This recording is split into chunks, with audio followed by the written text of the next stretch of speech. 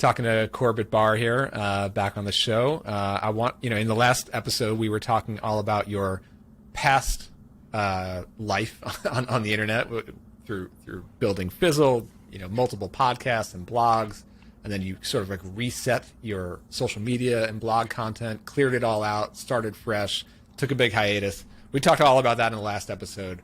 What I'm interested in, and the reason I invited you on is because it seems like, I'm a subscriber on your email list, and I see you actively, writing and sort of exploring in public what you are building into in whatever your next chapter, entrepreneurial chapter will be. So, your site is at CorbettBarr.com. Of course, we'll get everything linked up. It looks like you're hosting your content and newsletter on Substack.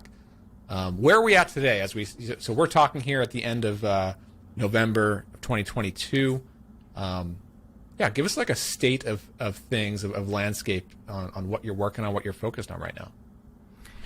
Yeah, so as we talked about last episode, I sold the business that I'd been running for 10 years. And that really left me this like unique opportunity to have a completely clean slate and to think about what I wanted to do next. And the more that I thought about it, the more I recognized that I really didn't know specifically what I wanted to do next, but I also really missed some of the early days of when I started working online. And that was, really when I started blogging way back in 2009. I just love those early days of only worrying about writing and connecting with people and sharing ideas, exploring themes, and so on. And, that building in public process to me is really just about pulling back the curtain and being honest and transparent and vulnerable and letting people in to know where you're at, even if you don't know where you're at specifically. And so for me, it's about writing and then organically seeing where it takes me. At this point, I think I probably will end up writing and podcasting. Again, starting a new podcast, but after having run the Fizzle show for 380 episodes over the course of 8 years, I just wanted to take some time to myself just to let things grow slowly. I'm not in a hurry for any reason. I'm just going to write and connect with people and enjoy that and savor that moment for a while, because I think a lot of us are in such a hurry to move on to the next thing, especially if your income is dependent on this and you're trying to grow an audience and create a product and so on. I have a bit of luxury to do that more slowly. And so I just want to make sure that I am doing it for the right reasons and that I have my eyes open and that I'm enjoying what I'm doing. You've talked a few times now about this hiatus. I'm curious, what was the period of time? Was there a point in time, I'm guessing it was sometime in 2020 when you sort of had the clean slate, but where you literally stopped working and your day-to-day just completely opened up, and then how long of a stretch of time would you consider yourself like that you were in a hiatus? Because I'm curious to know, during that time, what were the sort of ideas and explorations that you were thinking through, Yeah. I haven't been fully on a hiatus. I mean, I'm just not that kind of person. I can't idle entirely. That's why I ask about it, because I could never imagine actually not working. I don't even know what that would be like. No, and I think, for me, taking a hiatus from content creation is really what it's been. Right. But I've been plenty busy with other things behind the scenes. But that is a pretty serious break. I think having your brain wired into constantly thinking about what am I going to create and how is this going to affect other people and responding to them and so on, it takes a lot of energy and focus. And so I knew that after ending the Fizzle show and after wiping the slate clean with my blog posts and social media and so on, that I needed to take some time off in order to regain the energy and mental clarity that it would take to do it again. What kind of other stuff were you getting into, like consulting or software or anything like that? Yeah, over the past couple of years, I've been involved with a company called Sounds True, which is a 35-year-old publisher of mindfulness, meditation, Eastern philosophy, that sort of stuff. founded by a woman named Tammy Simon in Boulder, Colorado. And they represent all kinds of authors that you've probably heard of. People like Thich Nhat Hanh, Wim Hof, Eckhart Tolle, Brene Brown, and hundreds of others. And they're not really in the space that a lot of us in the entrepreneurial circles and social media and content creation would know, but they are an incredible publisher, and they have this like amazing stable of authors, but they're not very technically savvy. And it turns out that a woman I had coached 6 or 8 years ago on writing a book and getting her blog established ended up becoming the chief business officer at this company. And one thing led to another. I had started a SaaS platform for communities a while back called Palapa.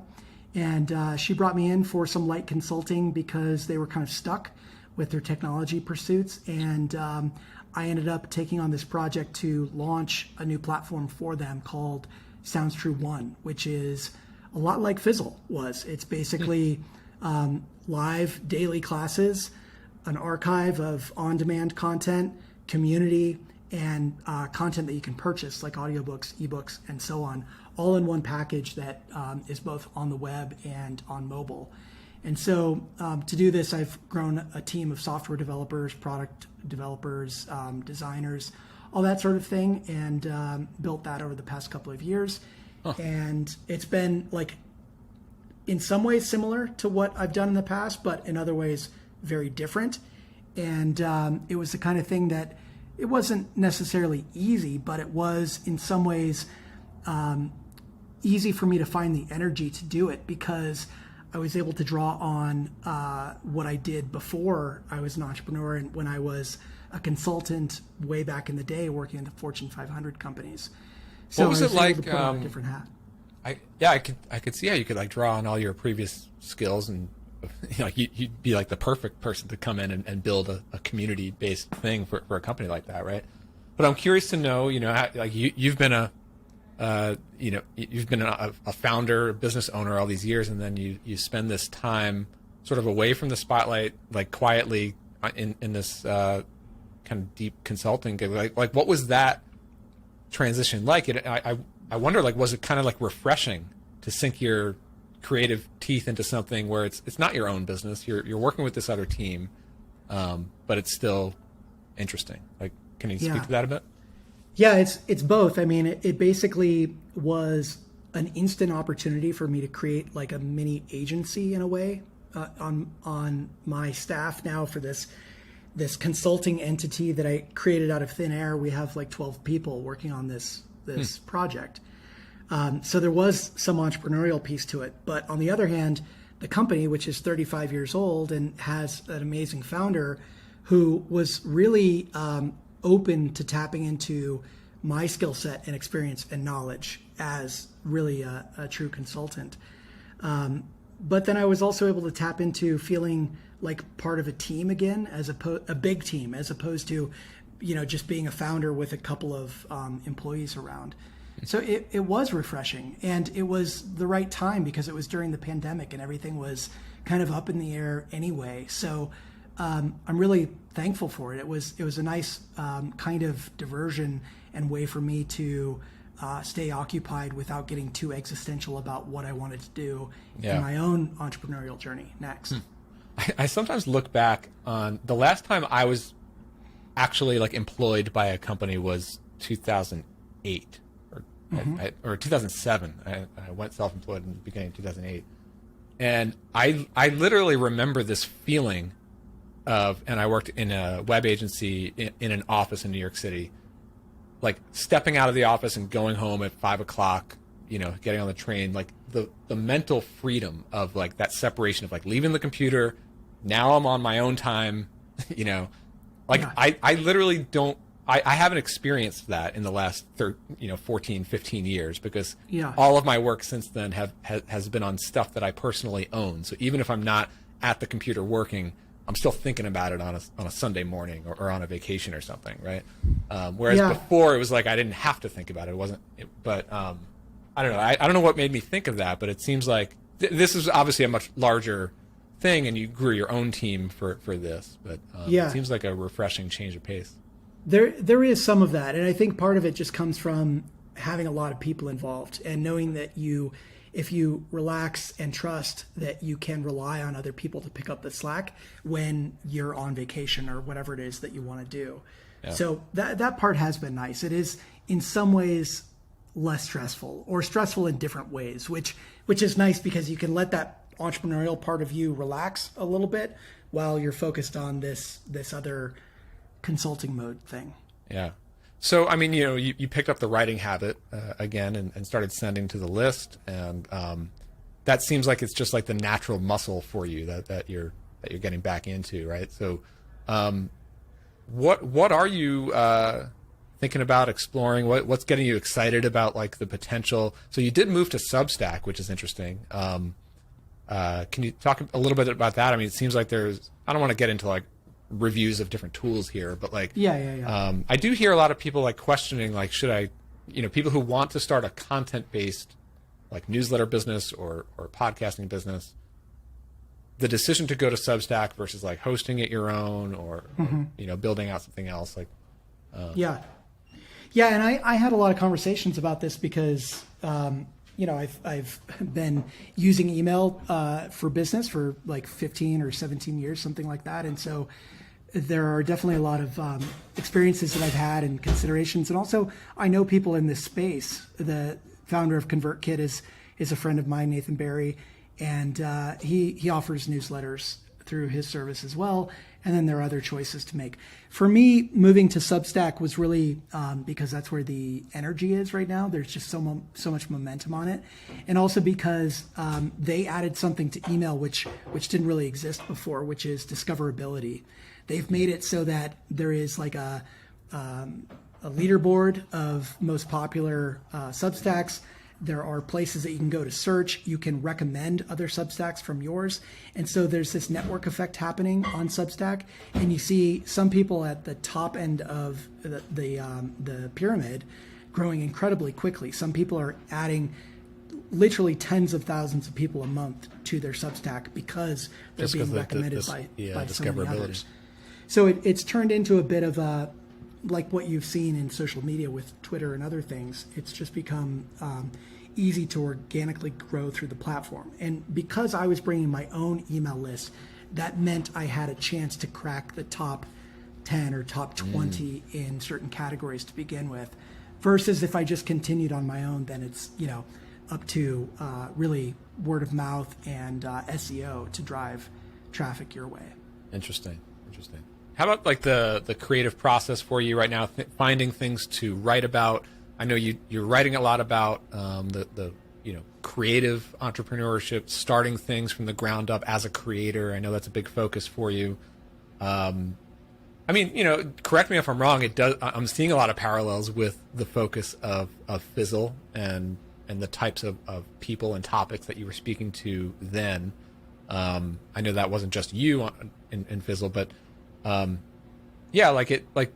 are you sort of like exploring in terms of like topics, but are you approaching this like this could grow into a business or community or something, or is it really still just like getting content and ideas out there and just as like a way to express yourself?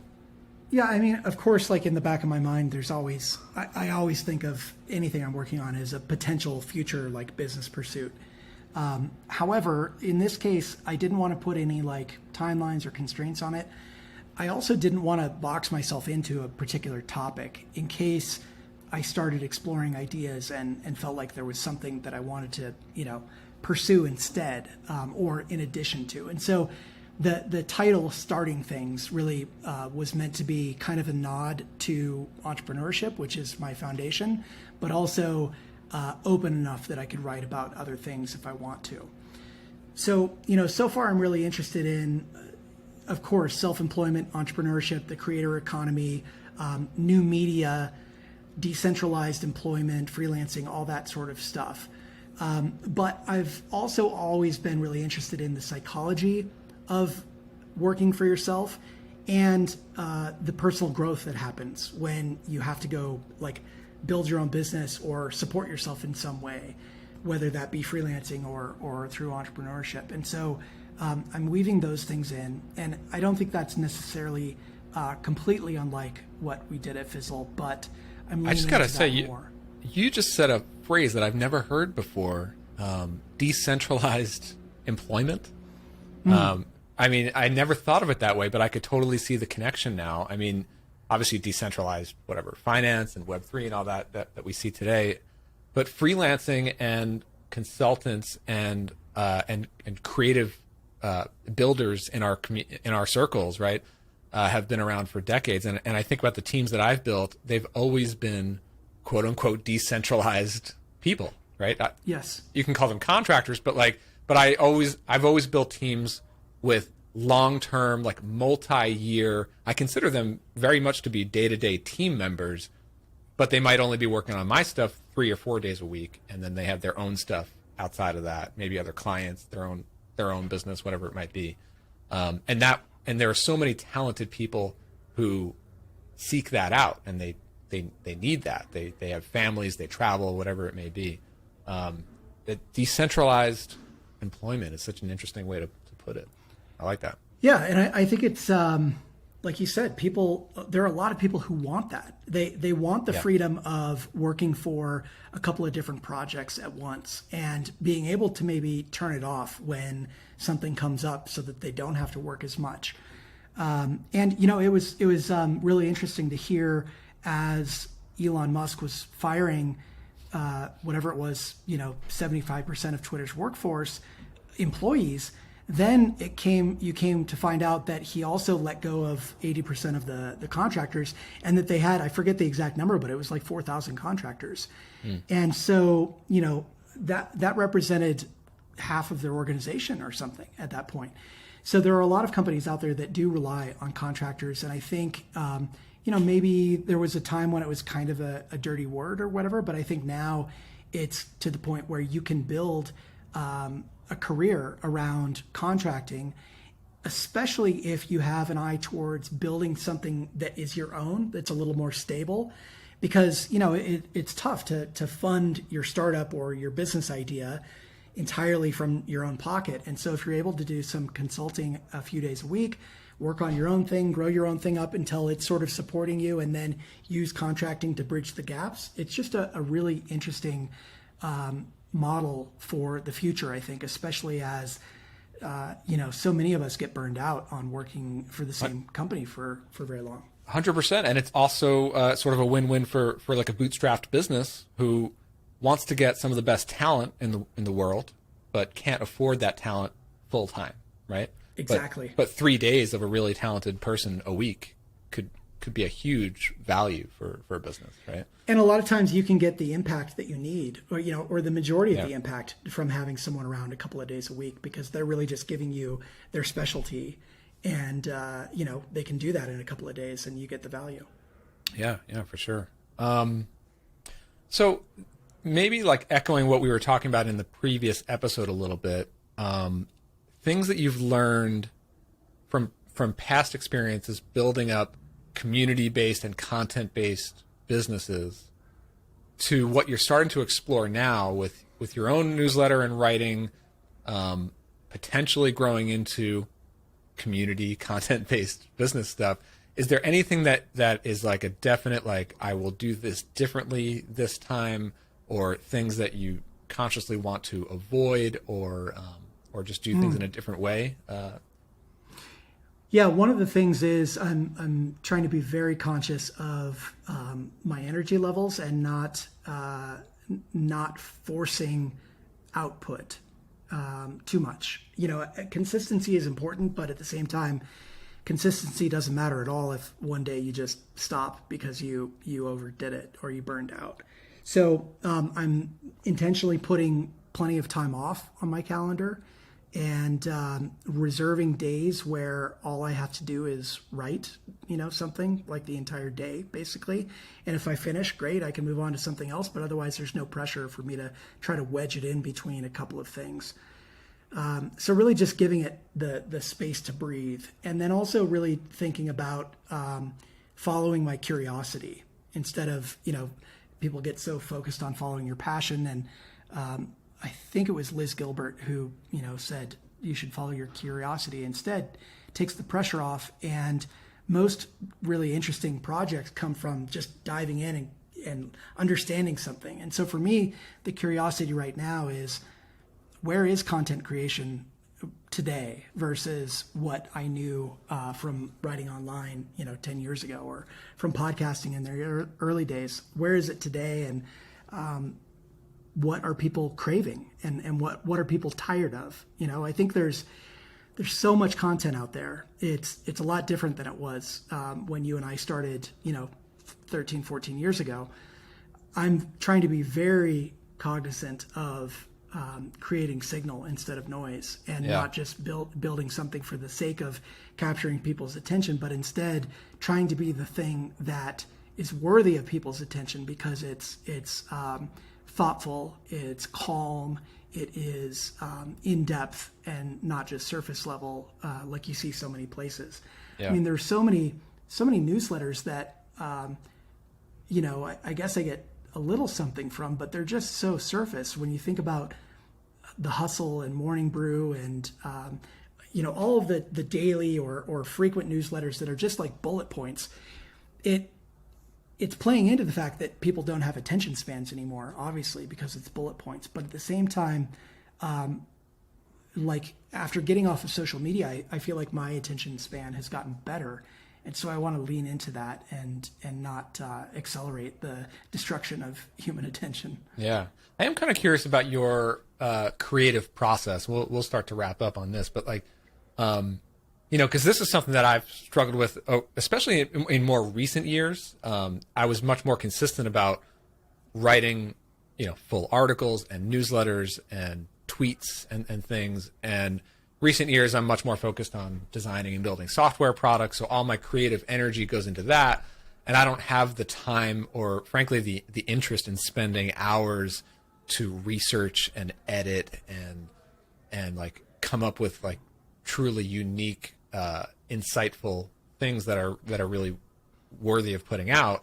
I've now settled on like podcasting. That's the thing that I can do where I can just show up for an hour with someone, or Jordan, my co-host on the other show, and hand it to an editor, and then I can go back to work on software, right? Like, how do you think about like planning the next newsletter, the next interesting idea that's worth your readers' time? Like I guess I'm curious to know like how much background research, note-taking, exploration before it actually gets sent and published. I would say, everything that I publish is between like 6 hours and 2 full days of work. And that's a lot, right? That's a big commitment. And I expect that I'll probably get in a bit more of a groove and become more efficient at it. But for me right now, a lot of it is about exploring my thoughts, because nothing crystallizes what you think about something more than writing. In fact, I don't think you can really know what you think about something until you spend that amount of time researching, writing down, explaining things, synthesizing information. So, it depends on what I'm talking about, but whether it's like what's wrong with social media, that took me several days to write, and really just helped me get to the bottom of what I think about it. And then it also made me make major changes in my life. And so I'm hoping that more of the articles that I write will do that. So my creative process right now is just really following what interests me and then diving deeper and deeper into it.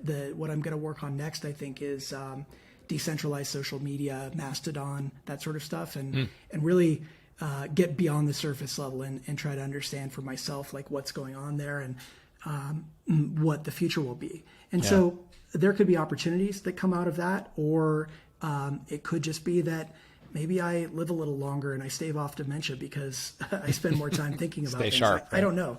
Exactly. Yeah. As they say, right, like you don't really know what you fully think about something until you have to like write it down or teach it to someone or exactly get your thoughts on a page. I've certainly seen that myself. I mean, I've actually gotten to a point where I've become even more, I think in years past I was much more a writer, and now I'm much more comfortable on a podcast And that's how I get my thoughts out, even if it's like private voice notes or voice like journal to myself, just to like speak it, or like a small group of friends and advisors. I might send them an audio message.